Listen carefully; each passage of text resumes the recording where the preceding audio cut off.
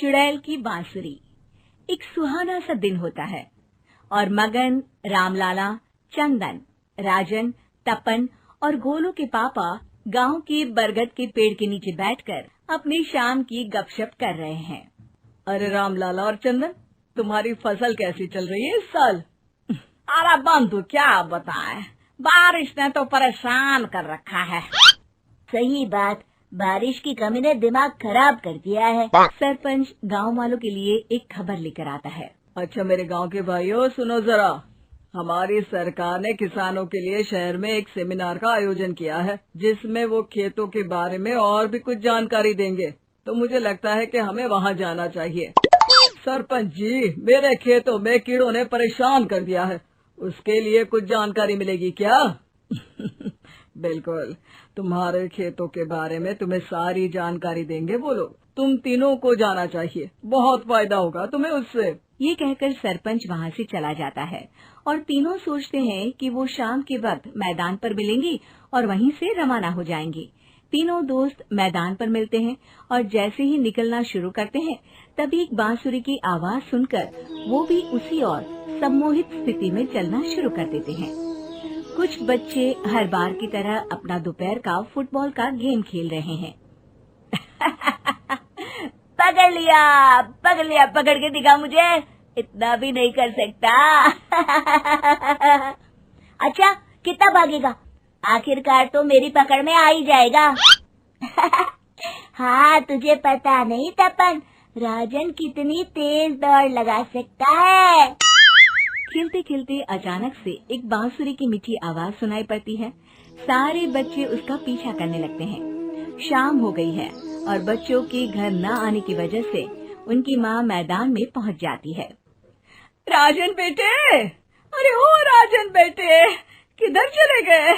इतनी देर हो गई, घर वापस क्यों नहीं आए बेटे?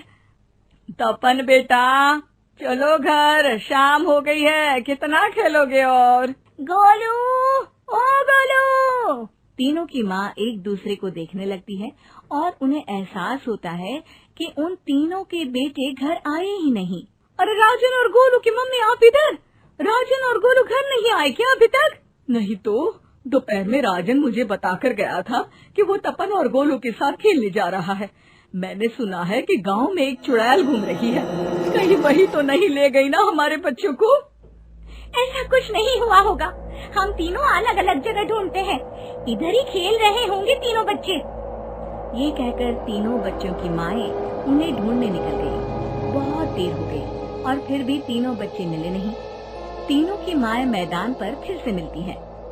सुनिए जी, ये तीनों मिल ही नहीं रहे हैं और मेरे दिमाग में बहुत बुरे बुरे ख्याल आ रहे हैं।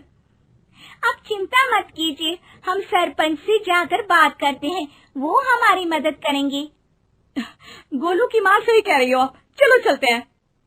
एक उम्मीद की आशा लेकर तीनों अपने बेटों की फिक्र में सरपंच के घर जा पहुंचती है।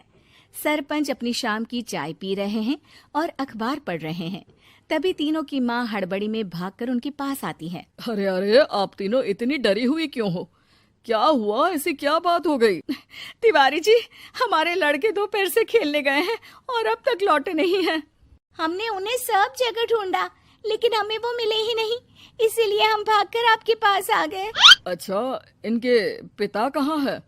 ये कुछ काम के लिए शहर गए हैं, इसीलिए हम भागकर आपके पास आए हैं। हाँ, मैं उसके बारे में भूल ही गया था। एक काम कीजिए, मुझे उस जगह लेकर चलिए जिधर वो आखिरी बार खेल रहे थे। सरपंच घर से एक डंडा लेकर तीनों के साथ मैदान की ओर निकल पड़ते हैं। तीनों मैदान पर पहुंच जाते हैं और उन्हें ढूंढने के लिए कुछ सुराग खोजना शुरू करते हैं। आपको कोई ऐसी जगह पता है जहां ये तीनों साथ में मिलते हैं? नहीं जी, ऐसी तो कोई जगह नहीं पता। अचानक से वही बांसुरी की आवाज आना शुरू हो जाता है और सरपंच सम्मोहित होकर उस आवाज की तरफ जाना शुरू कर देते हैं। अरे तिवारी जी, आप ठीक तो हैं? कहाँ जा रहे हैं? अरे ओ तिवारी जी, वो हमें सुन नहीं पा रहे हैं क्या? सरपंच बांसुरी की धुन में झुककर उसी दिशा में आगे बढ़ रहे थे। ये आवाज कैसी? ऐसा लग रहा है कि कोई बांसुरी बजा रहा हो। हाँ, सरपंच जी भी उसी दिशा में जा रहे हैं। सरपंच का पीछा कर तीनों मैदान के टूटे हुए बंगले पर पहुंच गए और सरपंच के पीछे दरवाजे के अंदर घुस गए। तीनों बंगले के अंदर झांकते हैं तो देखते हैं कि बहुत अच्छे से संभाला गया है बंगला। उतने में एक हंसी की आवाज आती है। मेरी बांसुरी, तूने मुझे आज तक कभी तंग नहीं किया। हमेशा अपने जादू से लड़कों को खींच लाती है। ये बोलते ही राजन की माँ को तीनों बच्चे और उनके पिता वहाँ चुड़ैल के पास लेटे हुए दिखते हैं। अरे वो देखो गोलू के पापा। अरे रे, अरे गोलू की माँ, आप चुप रहिए ना जरा। उस चुड़ैल ने देख लिया तो हम भी फंस जाएंगे। इन्हें बचाएगा कौन? लगता है ये शहर गए ही नहीं और इस चुड़ैल ने इन सबको भी यही बुला लिया है। अब हमें इन्हें छुड़ाना होगा। एक काम करते हैं। राजन की मम्मी गोलू और तपन की मम्मी को एक प्लान बताती है। बिल्कुल सही कह रही हो राजन की मम्मी। चलो आज इस चुड़ैल को मजा चखाते हैं। तीनों माएं अपने छुपने की जगह से बाहर निकलती हैं और एक्टिंग करना शुरू कर देती है। ये तो बढ़िया है। अब इसका असर औरतों पर भी हो रहा है। वाह जी वाह। तीनों माएं चुड़ैल की थोड़ा करीब आती है।